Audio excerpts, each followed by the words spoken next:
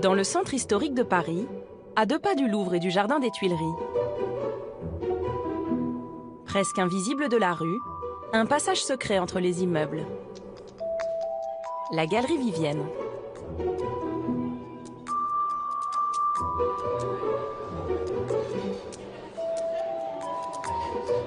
Il est midi, l'heure du coup de feu pour ce bistrot tenu par Christian et sa fille Agathe. 3 terrines à la 22 et une rillette. Il me manque une rillette. C'est le rush, hein. Ça peut être pire. Ça amène du monde, la galerie. On est comme aux Champs-Élysées. C'est surtout des habitués qui sont là. Ouais.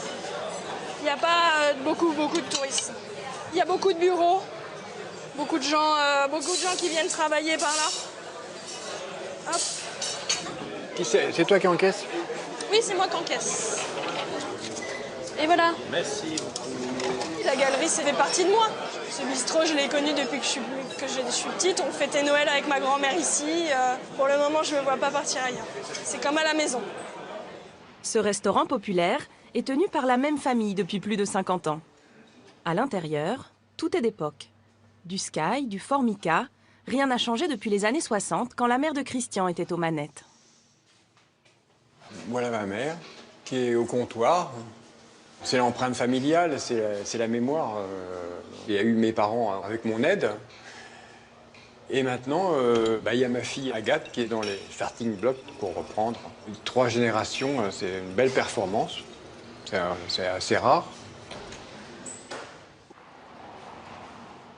Christian avait 10 ans quand ses parents ont racheté cette affaire dans le passage. Je m'en lasse pas depuis que je suis gosse. C'était un peu mon terrain de jeu, quoi. Je me souviens, je faisais du patin à roulettes dans la galerie. C'était incomparable au niveau de la glisse par rapport au trottoir, par exemple. Bon, c'était interdit. J'avais la gardienne qui me guettait. Mais enfin bon, elle n'était pas si méchante. À l'époque, je regardais pas vraiment le décor. Vous savez, les gosses.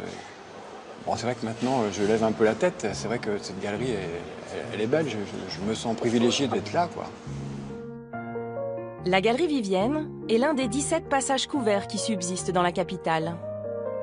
Tous construits sur la rive droite de la Seine, dans les quartiers riches, ils ont connu leur âge d'or au XIXe siècle. À l'époque, Paris est sale et boueux. Des architectes imaginent alors des rues coiffées d'une verrière pour permettre à la bourgeoisie de faire ses emplettes à l'abri du froid et de la pluie. C'est l'ancêtre de la galerie commerciale, une révolution. 2 siècles après leur construction, les passages, aujourd'hui inscrits monuments historiques, continuent de faire rêver.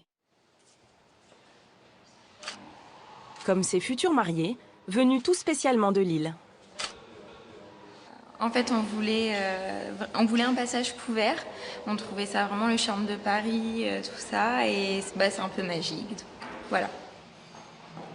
Un peu plus loin, dans l'aile nord de la Galerie Vivienne, une campagne de restauration exceptionnelle est en cours. Du faux bois, du faux marbre, toutes les peintures décoratives sont entièrement refaites du sol au plafond. Morgane est artisan d'art, spécialiste du trompe-l'œil.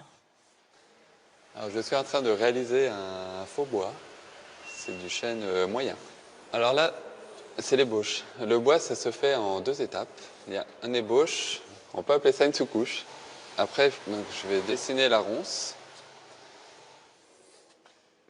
Un travail minutieux qui va durer 3 mois pour redécorer l'ensemble de la galerie. C'est de la technique à l'enlever. C'est une gomme qui est coupée en biseau, tout simplement. Et avec ça, ça va me permettre de retirer la teinte, ce qui va dessiner la ronce du chêne. En fait, le bois, c'est comme une écriture, hein. Une fois qu'on sait écrire d'une telle manière, le bois, c'est pareil. Et ma collègue est en train de faire un bois de fil pour donner juste le veinage du bois. Un chantier de plus de 800 000 €, supervisé par l'équipe de François Jeannot, architecte en chef des monuments historiques. Cet après-midi, ils doivent valider les derniers essais de couleurs sur les corniches. On est encore un peu trop brun, quoi. Il faudrait qu'on soit un petit peu plus rouge. Un peu dans l'esprit de ce qu'on avait vu donc dans le sol, là, hein. Notre démarche est une démarche archéologique. Donc on travaille sur les matériaux qui ont été mis en œuvre à la création de cette galerie. Voilà, on a différents sondages. Vous voyez l'épaisseur là, on a presque 3 mm hein, avec 20 couches de couleur. 20 couches.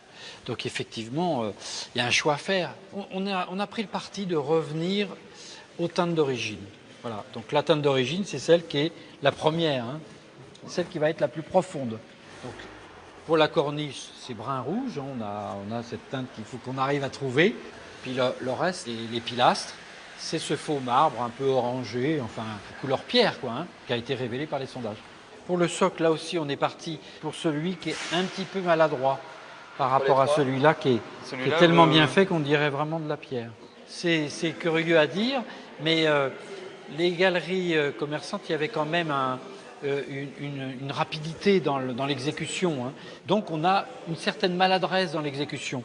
Et on voudrait retrouver dans ce qu'on fait aujourd'hui la maladresse qu'il y avait à l'origine. C'est l'esprit de ces galeries, donc voilà, c'est du clinquant en quelque sorte. Hein. Une architecture conçue à l'époque comme un écrin pour les boutiques. Aujourd'hui encore, une trentaine de magasins profitent de ce décor. Mais pas seulement. Certains ont le privilège d'habiter dans la galerie comme Sandrine, créatrice de mode. Au numéro 13, dans l'immeuble même où résida jadis un personnage haut en couleur. Alors ici, c'est un petit moment d'histoire, une anecdote au niveau de ce passage et cette galerie. C'est là où demeurait Vidocq quand il travaillait pour l'empereur. Eugène François Vidocq, un ancien bagnard, curieusement devenu chef d'une brigade de police de Paris. Parallèlement, il continua d'entretenir des relations troubles avec la pègre. Un homme au double visage, une vie rocambolesque, qui inspira plus tard nombre de romans, de films et de séries télé. C'était pour lui un beau repère, une belle vitrine dans la journée, et la nuit, il pouvait s'évader à l'autre bout de Paris en toute discrétion. Donc il y a plein de rumeurs qui courent au niveau de la cave, notamment, où vous pouvez rejoindre l'Opéra et d'autres endroits dans Paris, et il s'enfuyait en catimini, en toute discrétion. Voilà. Donc là, si vous ouvrez cette fenêtre, vous accédez à toute l'architecture et l'infrastructure de la verrière. Cette verrière, elle est superbe. Elle est superbe. Et on a tous vu au niveau de nos appartements sur un bout de la verrière. C'est un peu la vie à l'espagnol, hein, parce qu'on est tous proches. Hein. Tout le monde s'observe indirectement dans une galerie. On a l'impression d'être au cœur d'un petit village. Et le village s'appelle la galerie. Voilà. Donc c'est un peu l'envers du décor de la rue. C'est Paris vu de l'intérieur. Un escalier majestueux, inscrit monument historique, dessert une dizaine d'appartements, dont celui de Sandrine, sous les toits, au 5e étage. Alors là, on est dans le salon, on rentre en fait dans le salon, qui se positionne au-dessus de la cage d'escalier. C'est très agréable parce que c'est calme. Hein. Ah non, on a aménagé au fil des années, parce qu'on aime bien chiner, on aime bien l'ancien, on est fanat de livres, de musique, et voilà, donc on a essayé de donner une âme, hein, mais notre âme, pas celle de la galerie à cet appartement, et c'est bien normal. Les habitants sont tous locataires. On est tous locataires, on entretient nos appartements et certains sont là depuis plusieurs générations. Donc c'est ça aussi qui est amusant. Et nous concernant, on est là depuis plus de 20 ans, près de 25 ans. Alors, autre pièce à vivre, la cuisine. Et là encore, c'est très spécifique, je pense, à ce genre d'appartement. C'est qu'on est au cœur de Paris, on a une grande cuisine.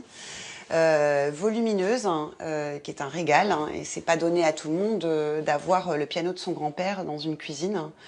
Mais nous, on aime beaucoup cette idée d'avoir nos souvenirs qui nous suivent dans un lieu qui est autant chargé d'histoire. Mais c'est bien agréable, c'est bien agréable. Pour 120 mètres carrés, Sandrine paye un loyer d'environ 2 000 €. Alors ici, on arrive sur la partie supérieure de cet appartement qui est en duplex.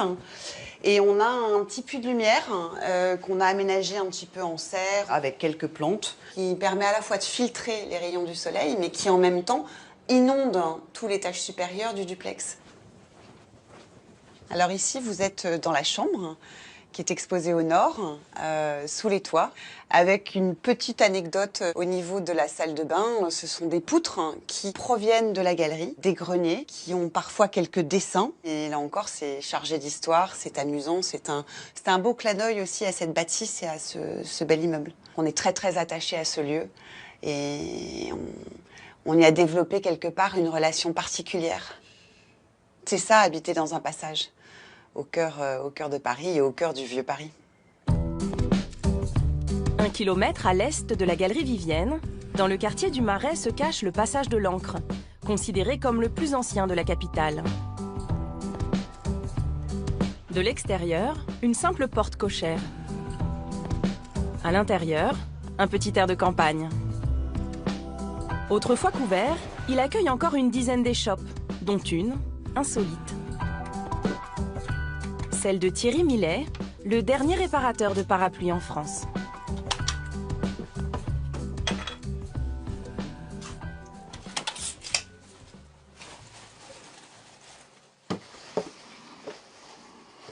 Ce sont des parapluies pour des professionnels qui vous demandent de les réparer pour leurs clients. Voilà, ça c'est un beau parapluie. Regardez comme c'est beau ça. C'est très joli petit singe. C'est un souvenir. Le prix ne compte pas.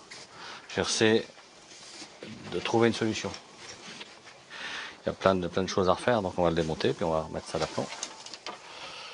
Dans le concept du parapluie, si on les fait réparer, c'est que d'une part, ça coûte moins cher que d'en racheter un neuf, donc sauf cas un peu exceptionnel. La seconde raison, c'est j'y tiens, c'est celui-là. Hein. Puis la troisième raison, c'est un parapluie que vous avez acheté qui n'est pas de bonne qualité que vous jetez, c'est pas recyclé un parapluie, on fait un trou dans la terre, on le met dedans. Chaque année en France, on fait un trou et on met 15 millions de parapluies. C'est pas intéressant comme concept, donc autant de réparer. Par contre, il faut trouver les pièces, ça c'est plus dur.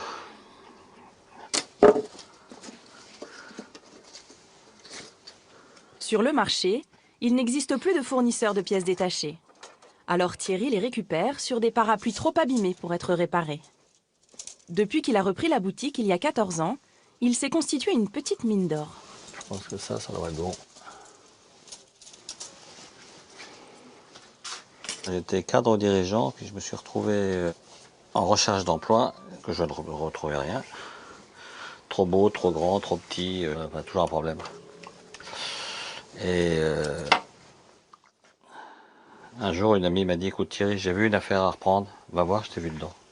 Quand j'ai vu ça, je me suis dit, il y a quelque chose à faire. Enfin, on sentait les prémices de cette évolution sur le besoin d'arrêter de jeter. Enfin, c'est très, je vais dire tendance, mais c'est le bon sens.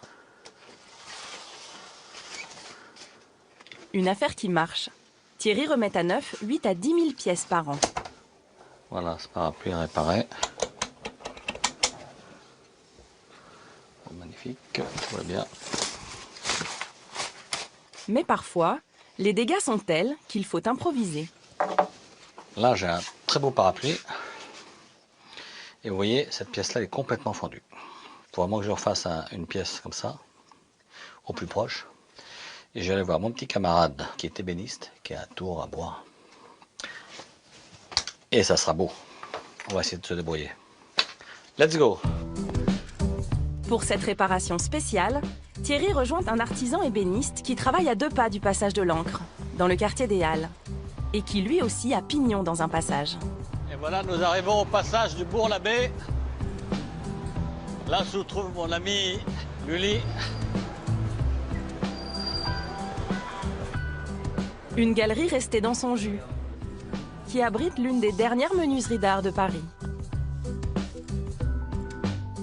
À sa tête, Yvan Lully.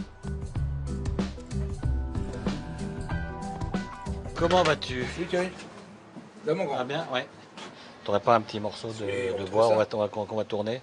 On va le faire? Oui, je t'en prie. Ah, ici, c'est une caverne d'Ali Baba. Il y a des bois de fou, on ne sait pas. Puis en plein Paris, vous êtes dans un petit atelier qui est magique. C'est une petite lumière, une petite verrière. Et puis, le lit, c'est un vrai pro quand même. Là, tu peux en faire 2. Un tout petit, oui, je voudrais un petit morceau. Tous deux entretiennent un certain esprit de compagnonnage.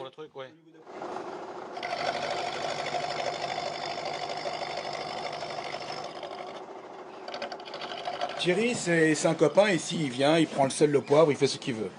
Il est chez lui. Comme d'autres copains artistes, artisans, avec qui je travaille, on a besoin d'une pièce, j'ai besoin d'eux, on se tient. Communauté. Une petite communauté de quartier. L'UNIM donne très gentiment un petit morceau de bois. Quand il a besoin de quelque chose, un coup de main, n'importe quoi, je viens porter un meuble, c'est trop lourd. Enfin, il y a une entraide entre les gens du passage et il y a une entraide entre les artisans des différents passages. Il y a des vrais liens. En plus de cultiver ce côté village, les passages couverts sont tournés vers la ville.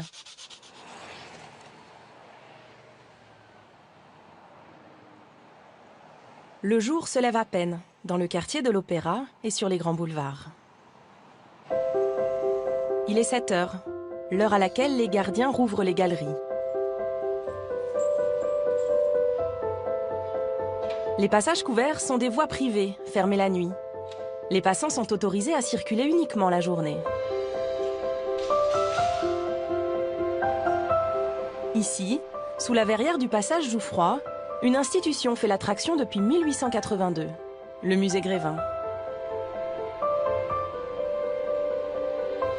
Dans les coulisses, avant l'ouverture au public, un étrange ballet autour des 200 personnages de cire. Des petites mains s'activent pour mettre en beauté les célébrités, comme Barbara qui est coiffeuse. Je coiffe Laetitia Casta. Je rafraîchis un petit peu son chignon. C'est un chignon un peu coiffé, décoiffé, dans l'esprit que veut la star.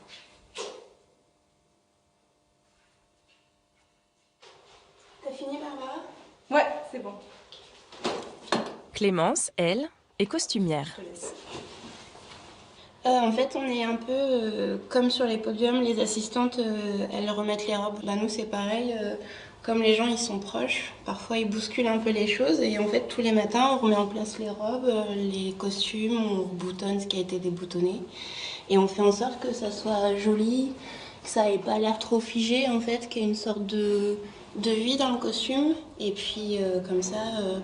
ils ont l'air un peu vivants quand même, malgré tout, et on fait ça sur chaque personnage en fait. Enfin, nous, au costume, on fait ça. Une inspection poussée jusque dans les moindres détails. Donc là, en fait, il y a un accro parce que malgré le fait que les personnages ne bougent pas, les vêtements, ils vivent quand même un peu par le biais des visiteurs, en fait, parce qu'ils peuvent être au plus près des personnages et donc s'asseoir à côté, les enlacer, leur poser la main sur l'épaule. Donc forcément, à force, il y a un contact qui fait que les vêtements s'abîment malgré tout. Ce qu'ils portent, c'est leurs vraies affaires qu'ils nous ont données. Donc on fait attention parce que surtout à Aznavour, c'est du patrimoine. Donc nous, on fait en sorte que ces vêtements continuent à vivre correctement et soient beaux et donc n'aillent pas d'accros, n'aillent pas de taches, que tout soit parfait partout.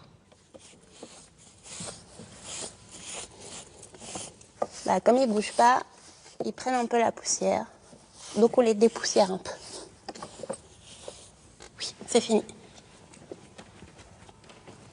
D'un chanteur à l'autre, la cantatrice Maria Callas, elle, a le droit à un relooking subtil. Quand on fait des personnages, on doit faire en fonction de visuels, en fait, qui sont des images d'archives. Et nous, au costume, on fait en sorte que les bijoux correspondent à ce qu'elle portait à l'époque. Donc en fait, là, j'avais des boucles d'oreilles qui étaient beaucoup trop grosses. Donc j'ai trouvé des boucles d'oreilles qui correspondent plus à l'image de la Callas et qui font que ça correspond à son personnage et que c'est plus joli esthétiquement, en fait. Mais quand la cire elle-même est abîmée, la retouche peut être plus radicale.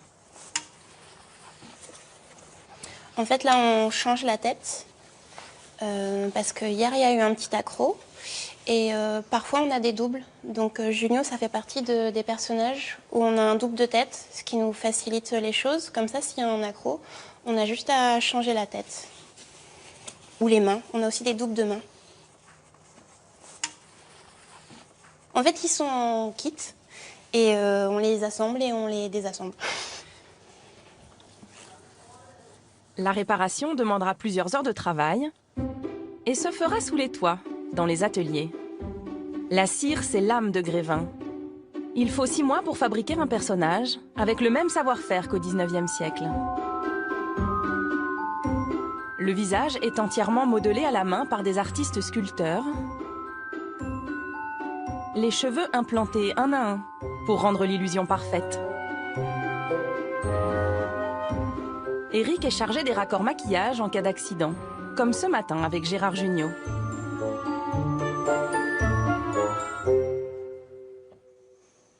Et donc je vais faire la retouche.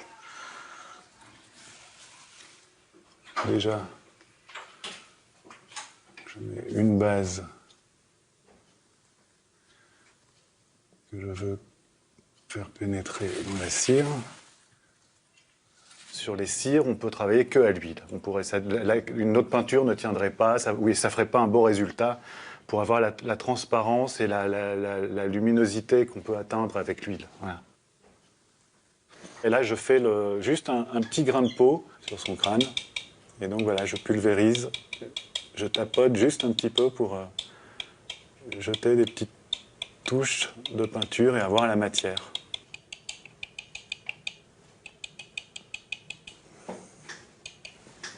C'est important que les ateliers se trouvent vraiment au-dessus du musée parce que toutes les restaurations se font dans l'urgence le matin. Donc si en plus il fallait faire du transport, protéger, les emmener, les restaurer, c'est impossible. Donc que l'atelier soit au-dessus, c'est obligatoire tant que le musée doit ouvrir à 10 h. Sur le boulevard, plus que quelques minutes avant l'arrivée des premiers visiteurs. À l'intérieur, les ultimes ajustements.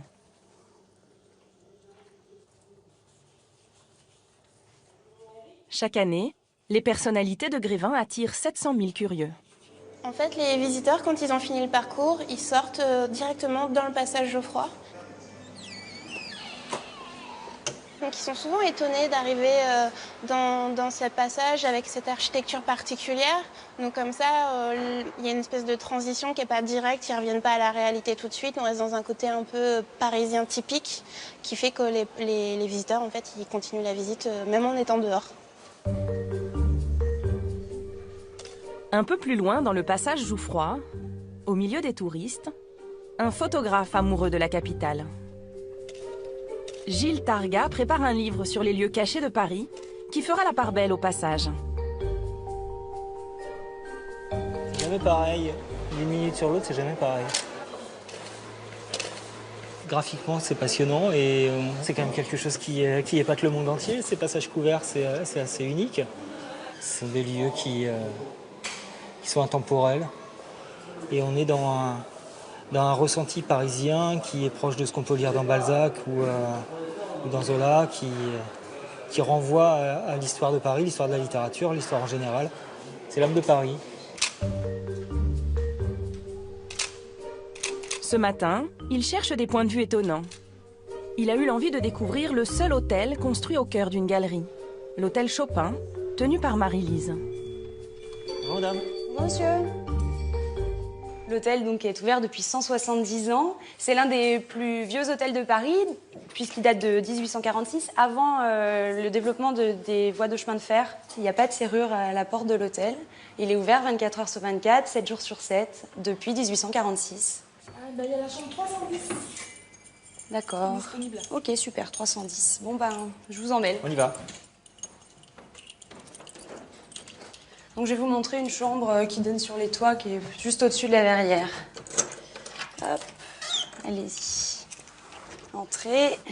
2 étoiles. Il n'y en a plus beaucoup des 2 étoiles hôtel un petit peu de charme, à 2 pas de l'opéra, qui ont du cachet et une histoire. Alors, voilà la vue sur les toits. Hop.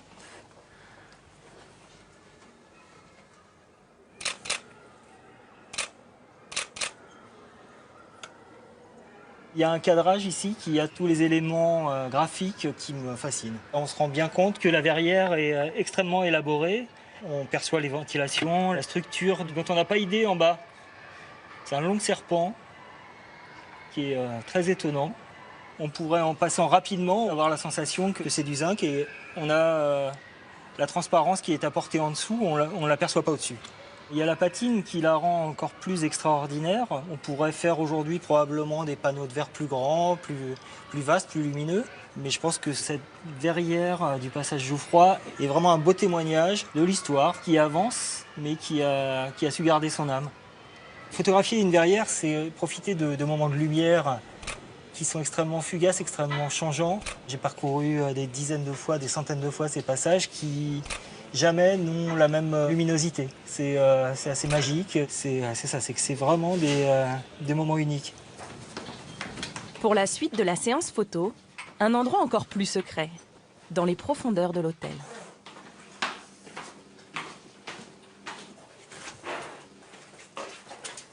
Alors, on est au deuxième sous-sol. Ah, on est en plein dans les mystères. Donc, on se situe sous la réception exactement. Et là, on entre dans le passage souterrain qui est sous le passage Jouffroy. Chaque porte correspondant à la cave de chaque commerce. Chaque porte est un commerce. Voilà, exactement. En fait, c'est l'ancienne voie moyenâgeuse qui était pavée. Ah oui, il y a les pavés, il y a le caniveau et les pavés. Voilà, sur laquelle ils ont construit le passage Jouffroy. On a vraiment l'impression de marcher sur les traces des Parisiens du Moyen-Âge. Alors, il y a quelque chose qui est assez rigolo, c'est que le passage était chauffé à l'époque, dès son ouverture. Donc en fait, il y avait ici des gros conduits métalliques qui passaient et qui soufflaient de l'air chaud à travers les grilles.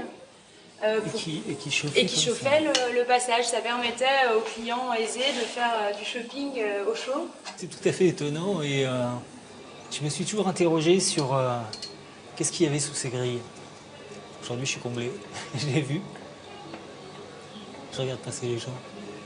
C'est vrai que c'est assez insolite comme endroit. On se sent un peu comme une petite souris de pouvoir regarder les gens passer au-dessus de nous. Toute indiscrétion. Voilà.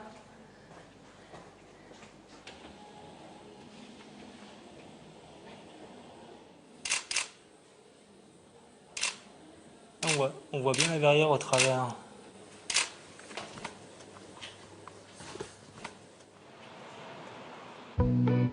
À l'air libre, dans le prolongement du passage Jouffroy, de l'autre côté du boulevard Montmartre, le passage des Panoramas.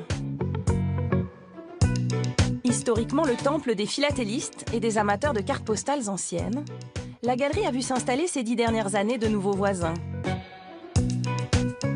De multiples restaurants qui bénéficient d'une terrasse couverte en toute saison. Gilles Targa aime s'y arrêter pour la pause déjeuner. Je vais prendre 12 pièces. 12 pièces, avec du riz, s'il vous plaît. Dans le passage des Panoramas, en fait, on peut déguster toutes les cuisines du monde. On peut manger tous les jours dans un endroit différent et voyager par le goût. Il y a une espèce d'atmosphère, en plus le midi, comme on peut entendre une espèce de brouhaha qu'on ne trouve pas en face au passage Jouffroy, où on est beaucoup dans un calme, dans une ville ralentie. Et ici, j'ai l'impression qu'il y a tous les types de populations. On voit à la fois des touristes en tenue de touristes, des banquiers en tenue de banquiers et des promeneurs. Tenez, monsieur. Merci. Vos 12 gyoza. Parfait. Donc les gyoza, ce sont des raviolis traditionnels japonais, fourrés au porc et aux légumes. Nous, ce sont des chefs japonaises qui les réalisent. Donc elles ont vraiment la recette traditionnelle. Tout est frais, tout est préparé le matin même. Et on les fait griller à la minute sur les plaques. Bon appétit, monsieur. Merci, monsieur.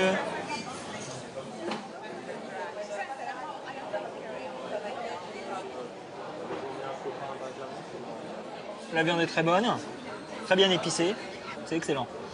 J'avais jamais goûté les gyoza. Voilà, c'est les heureux hasards du passage où on s'arrête, où on essaye quelque chose, on découvre et on est ravis. À l'écart des restaurants, une galerie adjacente. C'est là que se cache l'entrée des artistes d'un des plus grands et des plus vieux théâtres de Paris. Charlotte, Éric et Alexandre sont comédiens. Depuis une semaine, ils sont à l'affiche d'Eureka, une toute nouvelle pièce de boulevard au Théâtre des Variétés. Il y a une chose très agréable, c'est qu'on est protégé. Et on a ce sentiment, en rentrant ici, qu'on est un peu protégé du monde extérieur. Surtout, moi, j'ai l'impression qu'il va y avoir des crénolines, il y a des fiacres qui nous attendent, il y a des chapeaux de forme, il y a des messieurs avec des gros cigares. Mais ceci dit, toutes ces petites boutiques qui sont d'un autre temps, un peu comme quand on est sur les quais et qu'on voit les bouquinistes, ce qui n'existe nulle part ailleurs, en fait. Donc, il y a un côté d'un autre temps. On se met déjà dans une ambiance spéciale quand on rentre dans ces galeries. Avant de rentrer même dans le théâtre, on est dans ce monde un peu feutré, un peu hors du temps, un peu hors du monde. Et c'est une espèce de passage doux vers ce monde totalement hors du monde qu'est le théâtre. Alors là, et donc on a le temps de rentrer un peu dans nos personnages et dans cet univers-là. C'est pas mal, ça nous fait une espèce de passage. Le passage. Je vous en prie. Merci. À l'intérieur, un théâtre à l'italienne de 800 places, avec ses 3 balcons, habillés d'or et de velours, classé monument historique. Construit en 1807, il a été entièrement restauré il y a 10 ans, avec un soin tout particulier pour ce lustre de 3 tonnes, tout en cristal. Le lieu a longtemps appartenu à Jean-Paul Belmondo et a vu jouer les plus grandes pièces de boulevard, avec des comédiens mythiques.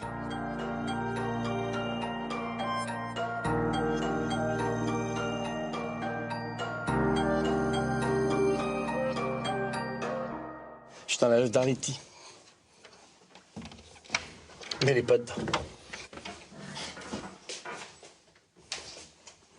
Bah moi j'ai le droit à Fernandel, donc voilà, c'est un immense artiste, c'est surtout un homme de music hall incroyable, qui avait une présence hallucinante.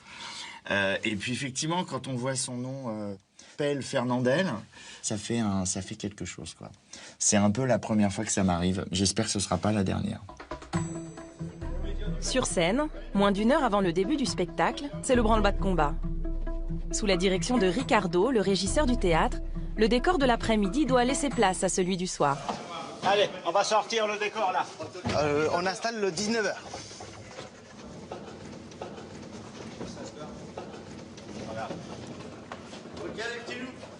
On fait attention quand même de ne pas tout casser. On a en gros 40-45 minutes pour tout changer. Tout est marqué, chaque chose à sa place. Et tout est marqué par terre, il y a des repères. Parce que la lumière, elle a été réglée par rapport à ça. Alors on met tout en place à chaque fois qu'on fait la mise, quoi. Hop là. Ici, c'est un théâtre où on a beaucoup de spectacles en même temps. On a 19h à 21h. Alors il faut toujours changer le décor en permanence, quoi. Et voilà. Ok. Les comédiens eux-mêmes ajustent les derniers détails. Je change la casquette, voilà. C'est-à-dire qu'en fait, quand tu prends ça par précipitation, à chaque fois la casquette tombe. Donc là, je la mets là. Hop. Et regardez, c'est sublime. C'est entre la Scala de Milan et le bistrot romain. C'est très marrant quand les amis, la famille viennent vous voir. La première chose qu'ils disent, ils disent « Il est beau ce théâtre ». Alors ils disent « La pièce est super, c'est top, vous êtes géniaux, etc. » Ça, on n'écoute pas. Non, c'est juste merveilleux, quoi. Pour moi, c'est le plus beau théâtre de Paris. Voilà. Alors, je le dis aussi par chauvinisme, mais parce que j'y travaille. Il est 19h. Ultimes instants avant l'entrée en scène.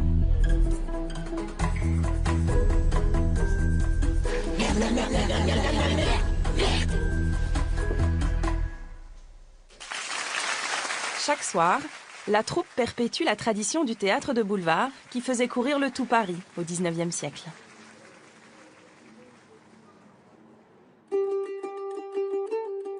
En descendant les grands boulevards vers la place de la République, 2 passages très différents, Brady et Prado.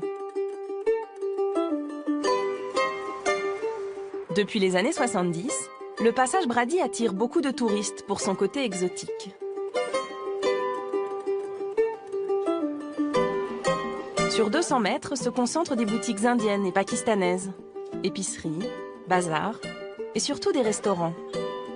Une cuisine traditionnelle bon marché qui vaut au passage le surnom de Little India, au cœur de Paris.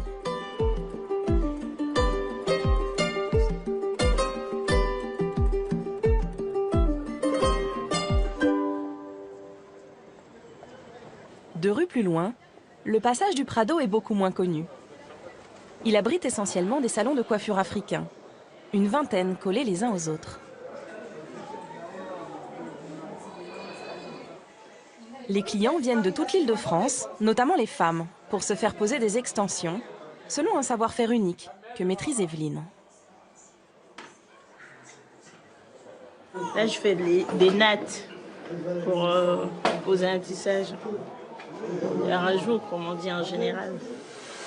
C'est pour avoir des longs cheveux.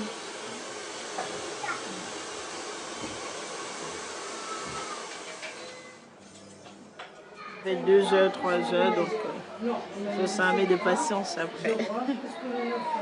Elle a des doigts de fée. Elle coiffe bien, très bien. Donc c'est pourquoi je reviens tout le temps. Avant, j'avais des nattes. Des nattes africaines, ce qu'on appelle généralement les rastas. Donc voilà, je change tout le temps.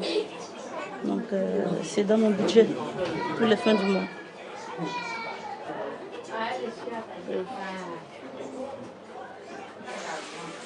Ce sont des rajouts, des cheveux indiens.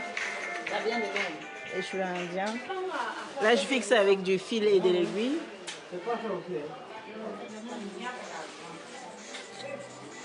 C'est comme de la couture. Il faut que ce soit assez fort par rapport au brushing, au shampoing, que ça ne tombe pas au fait. Ça fait pas mal, hein, du tout. C'est juste question de changer de coupe. Et puis, avec l'arrivée de la fraîcheur, l'automne, hein, il fait un petit peu plus frais. Donc, du coup, avec des cheveux un petit peu plus longs, ça nous réchauffe. Et ça protège aussi nos vrais cheveux. La durée sur la tête, on peut le garder un mois. Parce qu'après, ça se détend en dessous. Il faut le refaire. Les cheveux repoussent en dessous.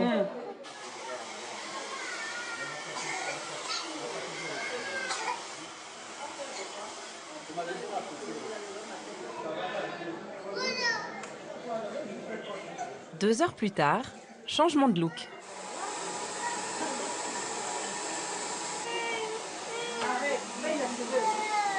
Il faut compter une centaine d'euros pour les mèches de vrais cheveux et 30 euros pour la coiffeuse. Un peu plus au sud, dans le 3e arrondissement, le quartier du Sentier dédié à la confection textile. Ici, c'est l'Égypte qui s'invite à Paris.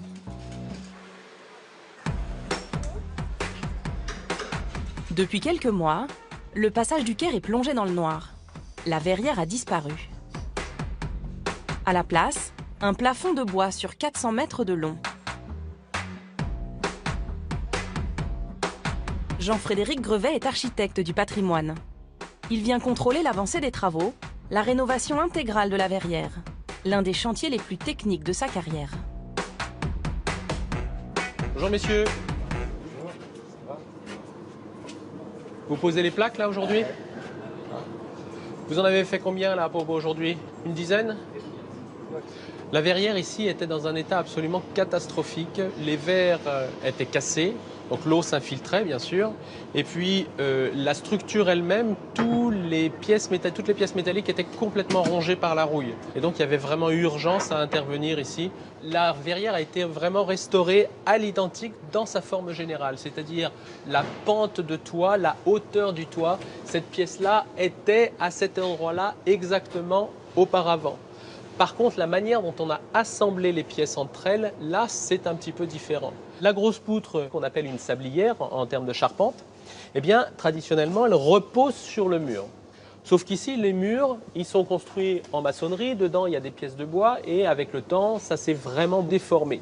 Donc, pour éviter de faire reposer trop de charge sur cet arc, finalement assez fin, eh bien, on a détaché très légèrement cette poutre et on l'a appuyée sur des zones précises, très solides. Ça fait en fait comme s'il y avait un poteau en dessous. Cette poutre, elle va enjamber l'arc sans reposer dessus, tout en gardant la physionomie ancienne. Chaque panneau de verre pèse 20 kg. Autrefois collés avec du mastic sur la structure métallique, ils sont aujourd'hui clipsés. L'innovation technologique ne s'arrête pas là. La matière du verre elle-même a été repensée. Ce verre est un verre très intéressant parce qu'au début du XXe siècle, on mettait ce qu'on appelle un verre cathédrale, c'est-à-dire un verre un petit peu irrégulier dans sa texture, avec une maille métallique à l'intérieur. Ce verre est interdit et il a fallu trouver un autre verre qui résiste à ces déformations.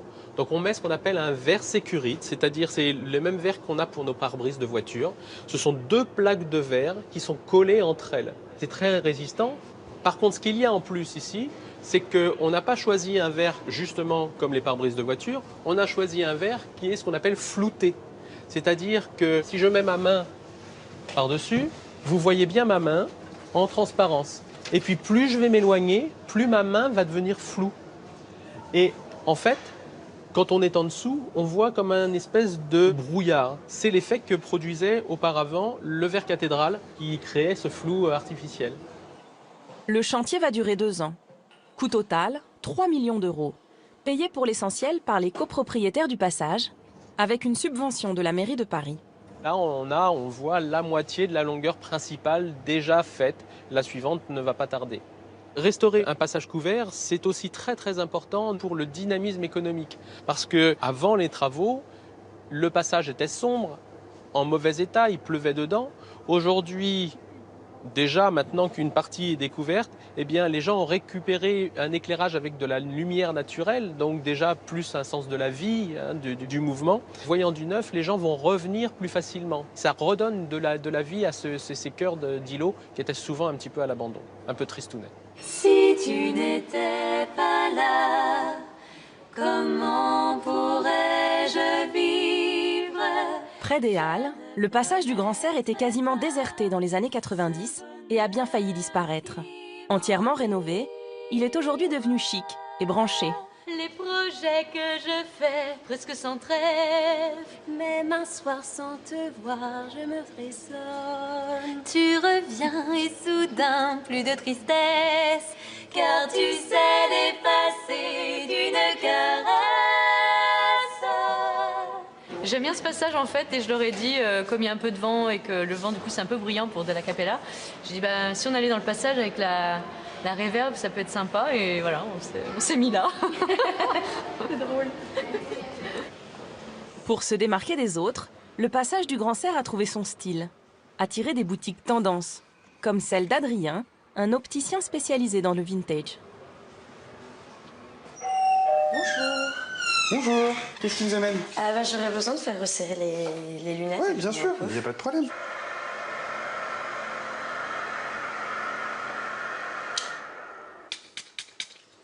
Dernier détail. Et voilà. Merci. Nickel. Parfait. Au-delà des lunettes, tout ce qui est vintage, c'est vrai que je trouve qu'il y a un petit côté un peu unique. Que j'aime bien. Mais moi j'adore ce passage, il y a plein de petites boutiques de créateurs. Là juste en face, il y a une petite boutique d'antiquité aussi. À chaque fois que je passe ici, je vais faire un tour après à celle-là. Donc il y a plein de petites boutiques assez originales. C'est sympa. Merci beaucoup. Merci à vous. À la prochaine. Bonne journée, à la prochaine, au revoir.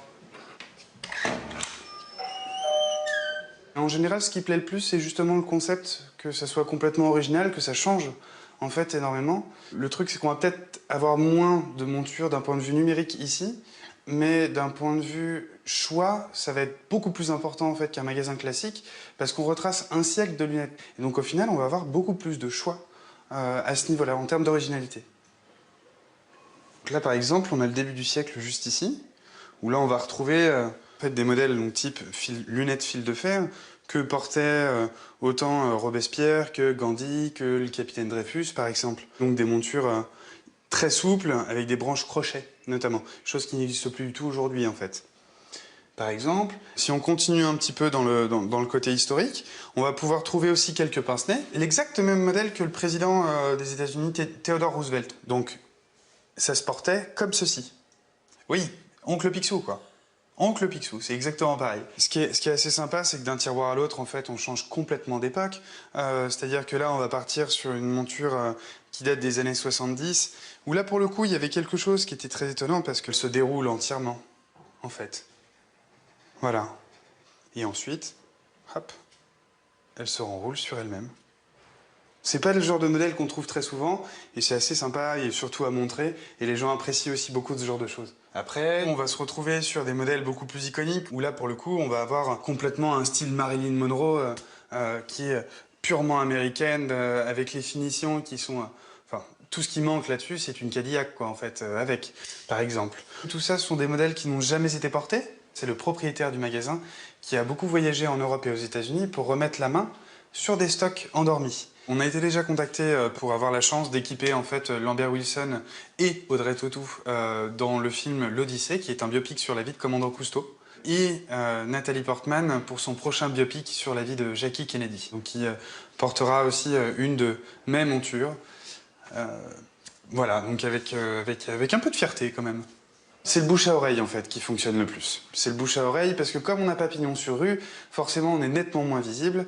Après, il y a certains guides aussi qui conseillent les passages à visiter dans Paris, en fait. Ça va être principalement ça aussi. On a pas mal de touristes, au final. Le passage reste moins fréquenté que les rues du quartier. Du coup, les loyers des boutiques sont plus bas, presque 2 fois moins chers.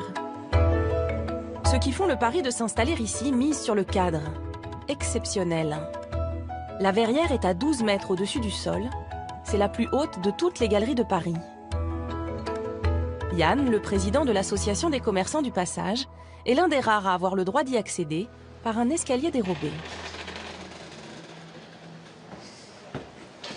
Alors, pour la petite anecdote, ici a été tournée une séquence du film Zazie dans le métro. Lors de la course-poursuite entre la petite fille et le monsieur, c'est ici que ça s'est passé.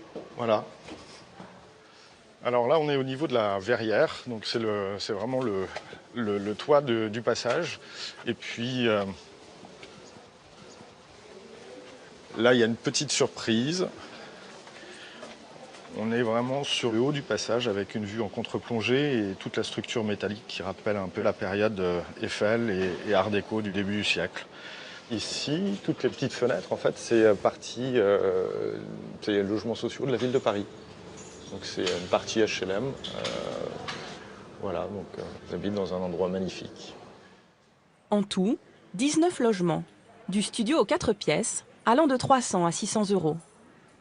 Des appartements à loyer modéré qui contrastent avec les boutiques haut de gamme du passage, comme celle de Yann, qui est arrivé il y a 5 ans pour créer des accessoires et des vêtements en drap de laine entièrement sur mesure. Là, la laine, elle est complètement imperméable, hein, comme je vous disais. C'est une laine qui va se patiner en plus dans le temps, comme un joli cuir. Ok. Poche intérieure, 1 ou 2. Et je pense que peut-être pas. Soit on fait le truc, on fait la pièce toute neutre. Ouais, je pense qu'on va faire tout Je pense que neutre. ce sera plus équilibré, Oui, c'est oui. plus joli. On va laisser tout simple. Je suis originaire de Nantes. On a un passage comme ça qui est un peu similaire, qui s'appelle le passage Pomeroy à Nantes, qui est sur 3 niveaux. Mais là, celui-ci, il a en cela d'impressionnant. C'est la hauteur, c'est la luminosité. Et en arrivant dans le passage, j'ai vu que le local était cédé. Et donc, il y avait une grande surface qui me permettait de réaliser en fait le projet que j'avais en arrivant sur Paris. Et du coup, ça s'est fait comme ça. Le hasard de la vie. Une affaire de famille. Sous la boutique, sa compagne Maxine réalise la collection femmes. Bon, alors voilà, là vous êtes dans la cave. La cave, en fait, qui est l'atelier de Maxime, en partie. En fait, je suis styliste créatrice. Ça veut dire que je dessine les modèles et je fais tout de A à Z. En fait, là, je suis en plein cours de production. Dans le passage, il y a beaucoup de créateurs, c'est beaucoup de boutiques en fait d'artisans qui vendent leurs propres produits. Donc on s'inscrit tous dans une même démarche. Du coup, on fait des super rencontres et c'est moins solitaire que ce qu'on pourrait penser d'être. Voilà, on n'est pas seul dans sa boutique, mais on est assez proche de ses voisins et du coup, on est tous un peu dans la même aventure. Donc on se comprend.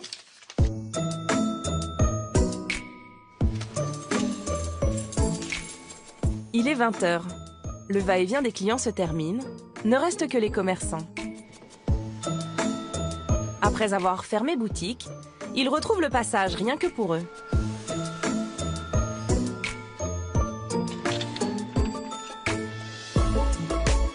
Aujourd'hui, ils se réunissent tous pour fêter un heureux événement.